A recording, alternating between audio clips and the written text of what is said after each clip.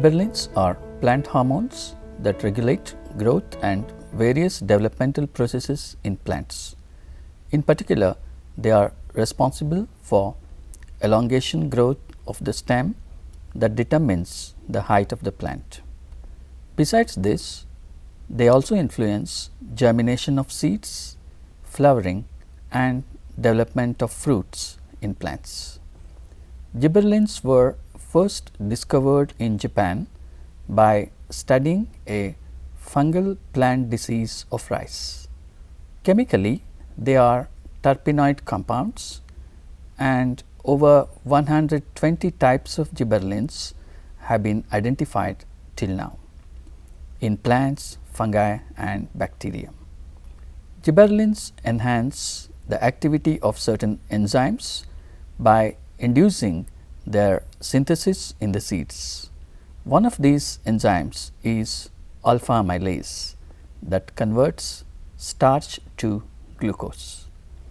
In the alcohol industry, which uses starch as the starting material, gibberellins are used to enhance the activity of amylase for the conversion of starch to glucose.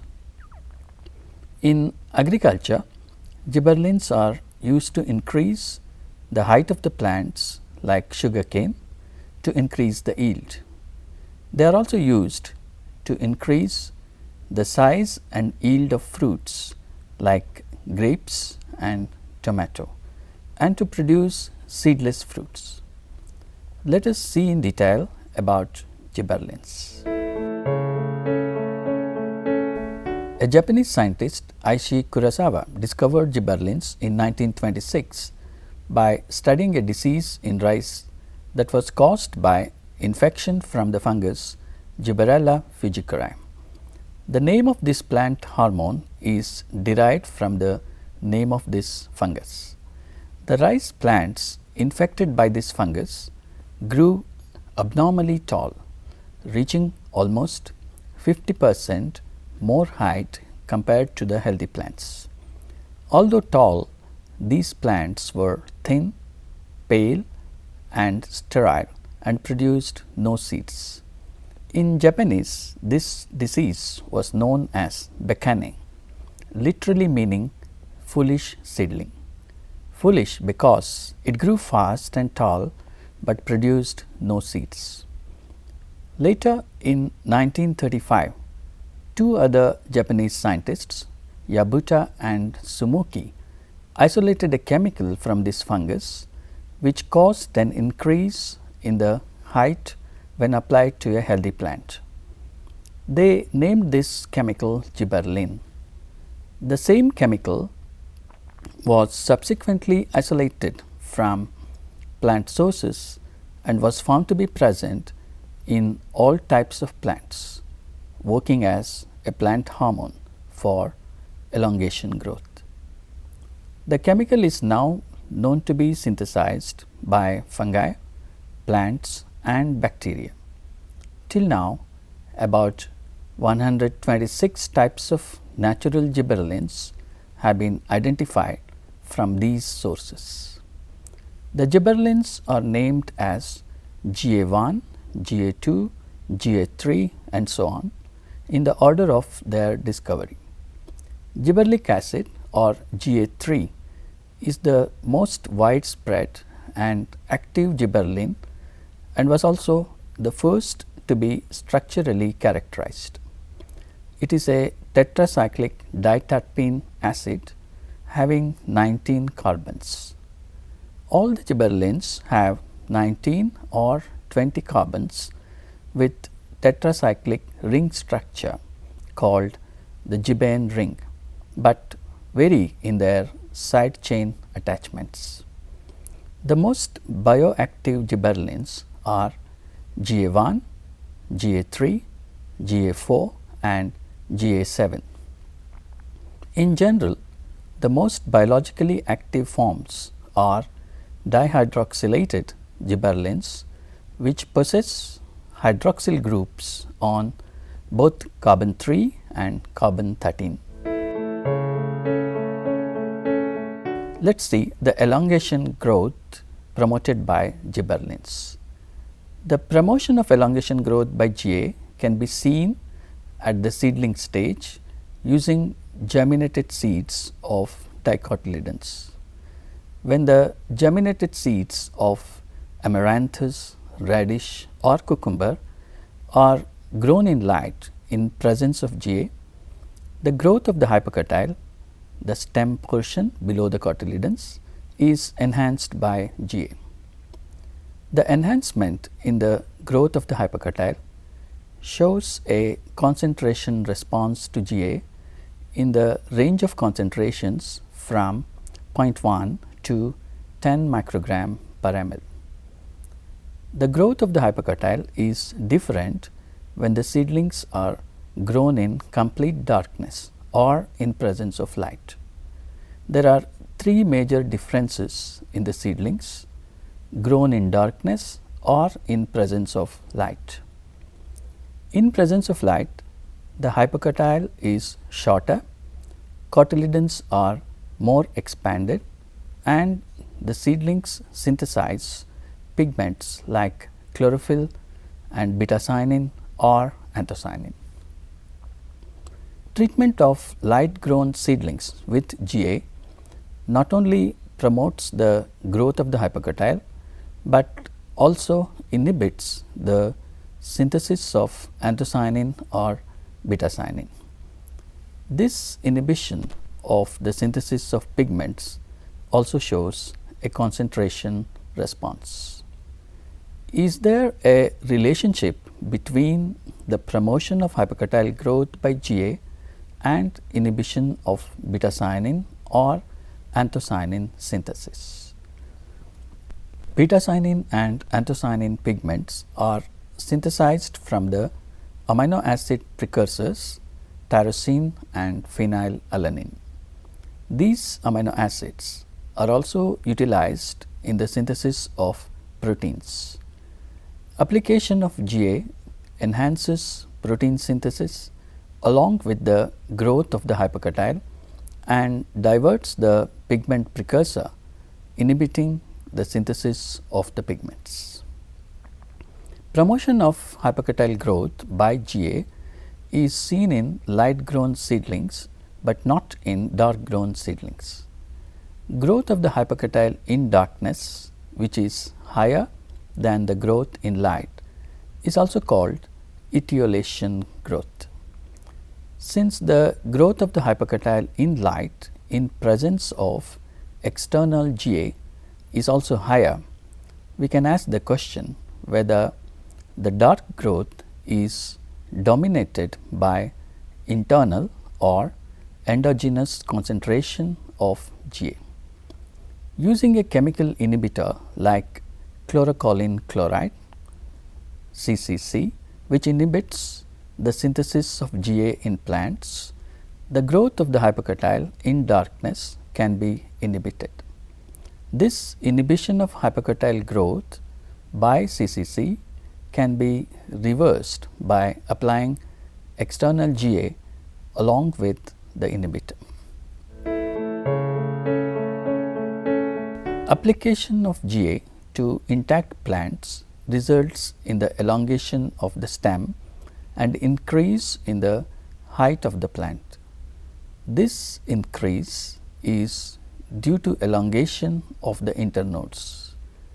Measurement of internodal length in the control and the GA treated plants will show the difference in the length of the internodes. Some plants like cabbage are naturally dwarfed. Application of GA on these dwarf plants causes bolting, that is elongation of the stem and spreading of the leaves. Plants like pea and maize become dwarf by genetic changes or mutations. The dwarf mutants lose the capacity to synthesize GA. Application of GA removes dwarfism in these mutants by inducing internodal growth. Mendel's dwarf peas were genetic mutants of this kind. Height of the pea plant was one of the several genetic traits Mendel used in his experiments. GA has a major role to play in seed germination. After sowing the seed in the soil, germination is the first phase of development of the seed. The seed absorbs water from the soil, sprouts, starts growing, and the seedling comes out of the soil. The growth phase from the time the seed is sown and till the time the seedling comes out is supported by the reserved food material present in the endosperm of the seed. The seeds of cereals like rice, wheat and maize have starch as the reserved food in their endosperm. Let us take the example of wheat seed. We can distinguish two parts in this seed, the upper part containing the embryo and the lower part made up of only endosperm. The root and the shoot start growing from the embryo in the upper part when the seed germinates. We can cut the seed into two halves, separating the embryo half from the lower half. When these two halves are separately incubated on an agar plate containing starch, we can observe that the embryo containing half digests more starch than the other. The amount of starch degraded is observed on the plate after 24 hours of incubation by staining the undigested starch with iodine potassium iodide solution. The clear circular zones around the half seeds indicate the digestion of starch. Starch is a polysaccharide of glucose and is digested by the enzyme alpha amylase. This enzyme degrades starch by breaking the glycosidic bonds between the glucose molecules randomly to form oligosaccharides, disaccharides, that is maltose, and glucose. The embryo part of the seed degrades more starch because of more production of amylase enzyme. This is due to the gibberellic acid produced and released by the embryo. In the seed, outside the endosperm, there is a layer of cells called aleurone layer. The cells in this layer are the seat of amylase synthesis and secretion.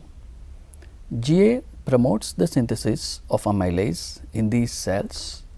This promotion is brought about by overexpression of genes responsible for producing the specific messenger RNA for the enzyme, which in turn are translated to amylase. Hydrolysis of starch is necessary for the germination of starchy seeds and conversion of starch to glucose to support germination and seedling growth. Secretion of GA by the embryo initiates this process in the seeds of cereals rich in starch. All the seeds are not rich in starch. The seeds of pulses are rich in proteins and the oil seeds are rich in lipids. Besides amylase, GA also promotes the synthesis of other hydrolytic enzymes like proteases and lipases. These enzymes are responsible for the degradation of proteins and lipids. In general, irrespective of the type of reserved food present in the seeds, GA helps in the enzymatic degradation or hydrolysis of the reserved food to initiate germination. Once the seedling comes out of the soil and forms cotyledons or leaves, the growth of the seedling will be supported by photosynthesis. All seeds do not germinate soon after their production. Instead, some of them may get into a period of dormancy. The dormant seeds do not germinate even when they are provided with favorable conditions for germination like moisture and temperature. One of the reasons for seed dormancy is the presence of certain natural compounds which inhibit germination by acting as GA antagonists. The plant hormone abscisic acid, the phenolic compound coumarins are two examples of natural compounds which can inhibit germination. Seeds will be able to germinate only when these compounds are degraded naturally over a period of time. Similarly, there are dormant buds, especially in the plants of temperate regions, which suppress growth of shoots by accumulating inhibitors like abscisic acid. Dormancy of seeds helps in the dispersal of seeds. The time period required for degradation of natural inhibitors allows the seed to gain distance away from the parent plant before it can germinate and produce a new seedling. The plant can spread to a large area in this manner and reduce competition for water and nutrients. In case of dormant buds, the plant avoids forming new shoots in adverse weather conditions like winter period in temperate zones. Once the spring arrives, the buds are ready to form new shoots. In both these cases, the natural dormancy can be broken by the application of external GA. The external GA changes the concentration ratio of inhibitors to promoters inside the seed or a bud and allows germination or shoot growth. Let us see the effect of GA on flowering. Depending on the day, night or light dark cycles required for flowering, the higher plants are broadly divided into three categories. These are short day plants, long day plants and day neutral plants. The short day plants can flower only when the light period is shorter than a critical length of daylight. The long day plants are those which require longer than a critical length of daylight. The day neutral plants are insensitive to daylight and can flower in either condition. If a long day plant is grown in non-inductive condition, that is by providing less than critical day length, then they do not flower. For example, if a long day plant has 10-hour light period as critical day length required, then growing them in a daylight of less than 10 hours will not induce flowering in them. Under such a condition, application of GA induces flowering in them. In other words, GA can fulfill the requirement of critical day length in a long day plant even under non-inductive conditions. Some plants require exposure to low temperature before flowering. This process is called vernalization. Application of GA can overcome this requirement in some of the plants. Let us see the effect of GA on fruit development. GA can induce parthenocarpic development of fruits, that is, development of fruit from a flower without fertilization. Such fruits will be seedless. GA can induce parthenocarpy in apple and pear.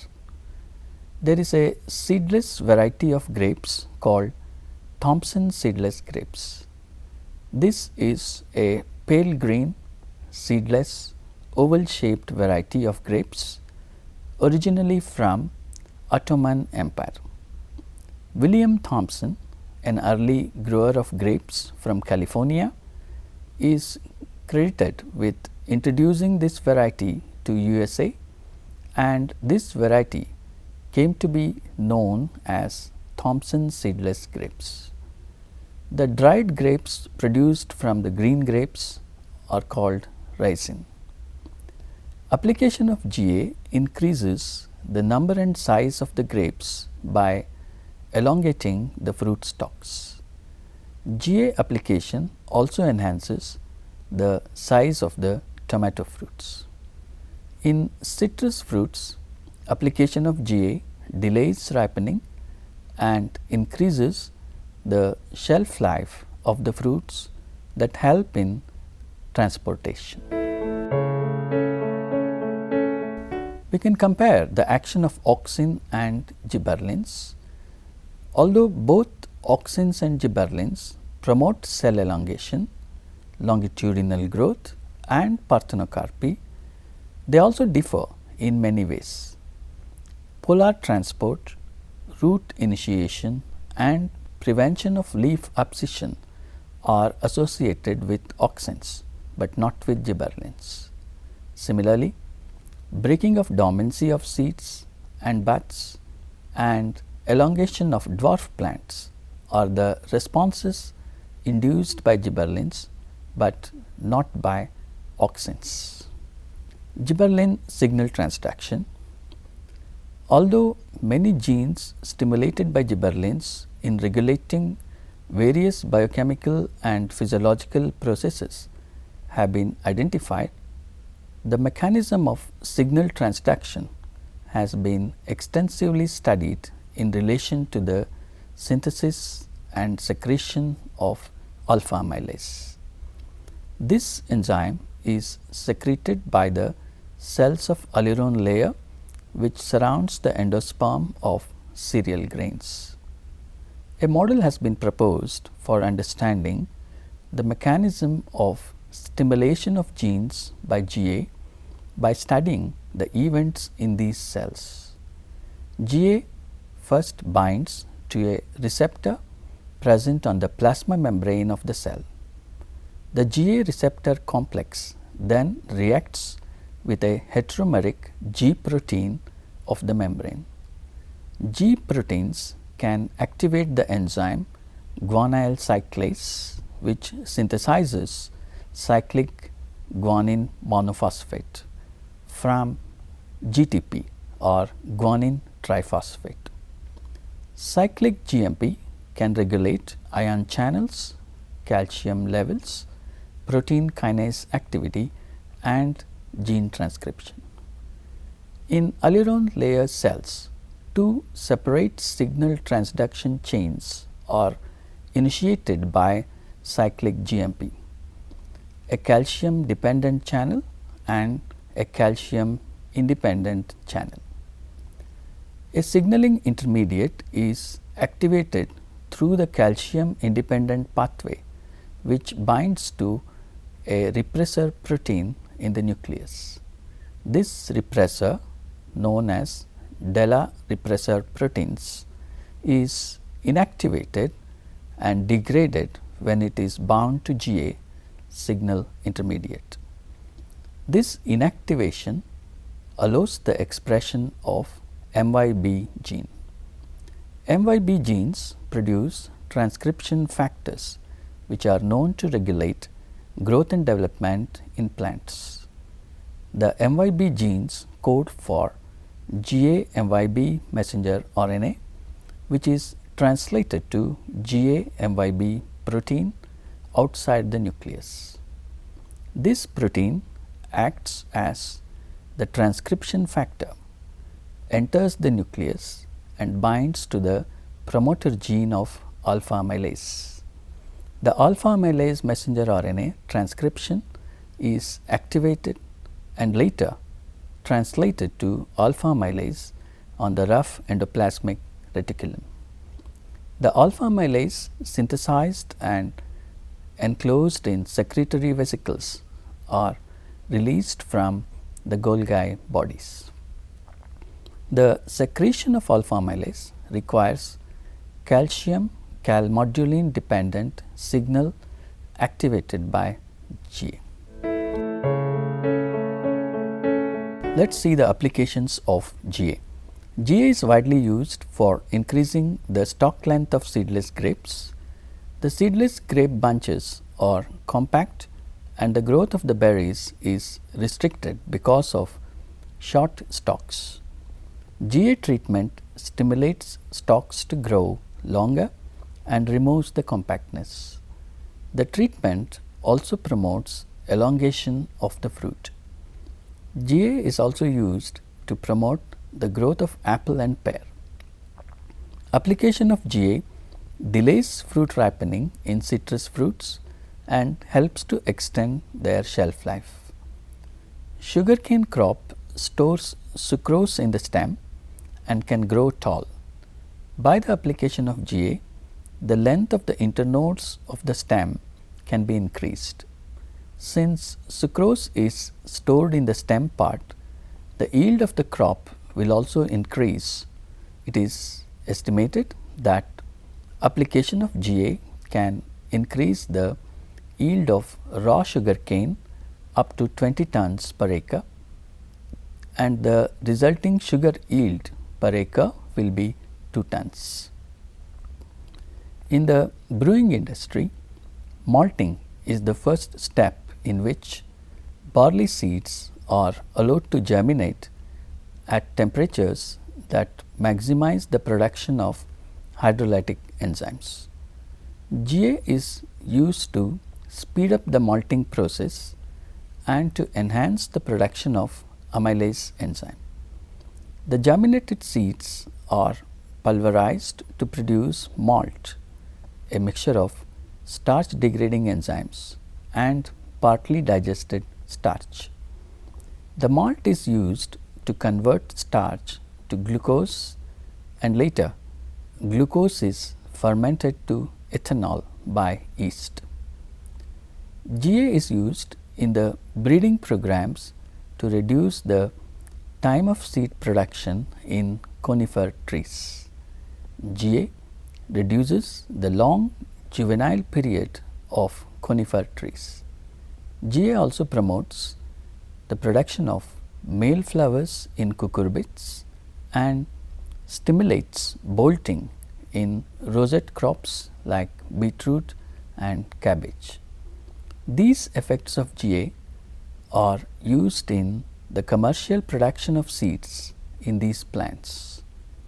Inhibitors of GA like paclobutrazol and ansimidol are used to reduce height of flowering plants like chrysanthemum and lilies.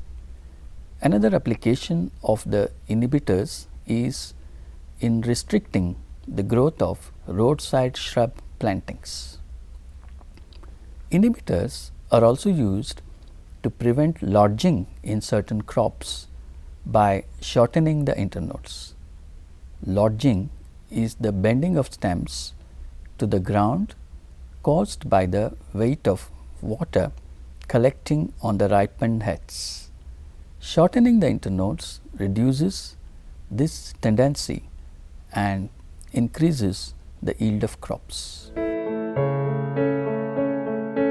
In conclusion, gibberellins are an important class of plant hormones regulating several growth and developmental processes in plants. They have a major role in the germination of seeds, in the control of plant height, and in the regulation of flowering. Gibberellins are commercially important in the brewing industry, in increasing the yield of sugarcane, and in the production of Thompson seedless grapes.